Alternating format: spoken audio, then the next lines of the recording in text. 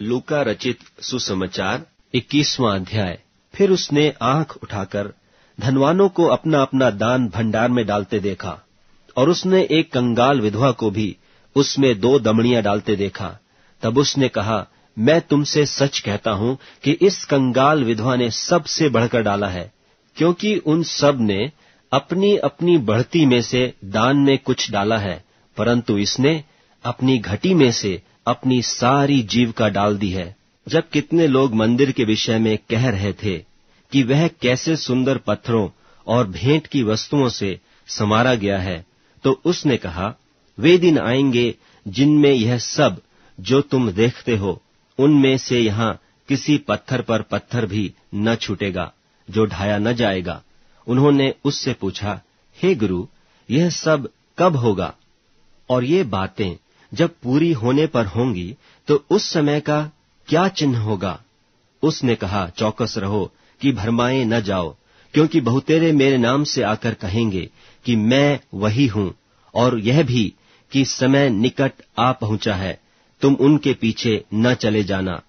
और जब तुम लड़ाइयों और बलुओं की चर्चा सुनो तो घबरा न जाना, क्योंकि इनका पहले होना अवश्य है, परंतु उस समय तुरंत अंत न होगा। तब उसने उनसे कहा कि जाति पर जाति और राज्य पर राज्य चढ़ाई करेगा, और बड़े बड़े भूइंडोल होंगे, और जगह जगह अकाल और मरियां पड़ेंगी, और आकाश से भयंकर बातें और बड़े बड़े चिन्ह प्रकट होंगे। परंतु इन सब बातों से पहले वे मेरे नाम के कारण तुम्हें पकड़ेंगे और सताएंगे, और पंचायतों में सौंपेंगे, और बंदी गृह में डलवाएंगे, और राजाओं और हाकिमों के सामने ले जाएंगे। पर यह तुम्हारे लिए गवाही देने का अवसर हो जाएगा। इसलिए अपने अपने मन में ठान रखो कि हम पहले से उत्तर देने की चिंता न करेंगे, क्योंकि मैं तुम्हें ऐसा बोल और बुद्धि दूंगा कि तुम्हारे सब विरोधी सामना या खंडन न कर सकेंगे, और तुम्हारे माता पिता और भाई और कुटुंब और मित्र भी तुम्हें पकड़वाएंगे, यहाँ तक कि तुम में से कितनों को मरवा डालेंगे। और मेरे नाम के कारण सब लोग तुमसे बैर करेंगे, परंतु तुम्हारे सिर का एक बाल भी बांका न होगा। अपने धीरज से तुम अपने प्राणों को बचाए रखोगे। जब तुम यरूशलेम को सेनाओं से घिरा हुआ देखो तो जान लेना कि उसका उजड़ जाना निकट है।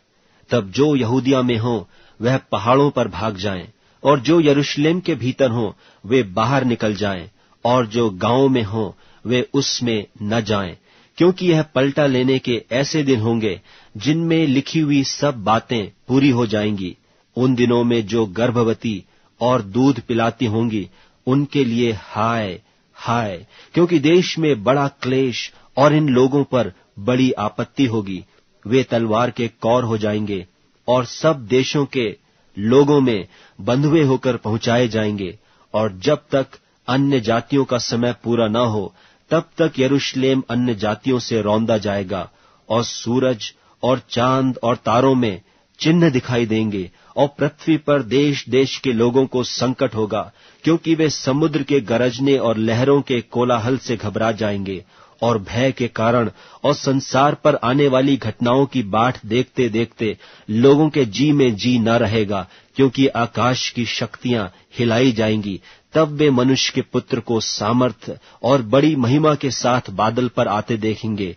जब ये बातें होने लगे तो सीधे होकर अपने सिर ऊपर उठाना, क्योंकि तुम्हारा छुटकारा निकट होगा। उसने उनसे एक दृष्टांत भी कहा कि अंजीर के पेड़ और सब पेड़ों को देखो, जो ही उनकी कोपलें निकलती हैं तो तुम देखकर आप ही जान लेते हो कि ग्रीष्म काल निकट है। इसी रीति से जब तुम ये बातें होते देखो तब जान लो कि परमेश्वर का राज्य निकट है। मैं तुमसे सच कहता हूं कि जब तक ये सब बातें न हो लें तब तक इस पीढ़ी का कदापि अंत न होगा। आकाश और पृथ्वी टल जाएंगे, परंतु मेरी बातें कभी न टलेंगी।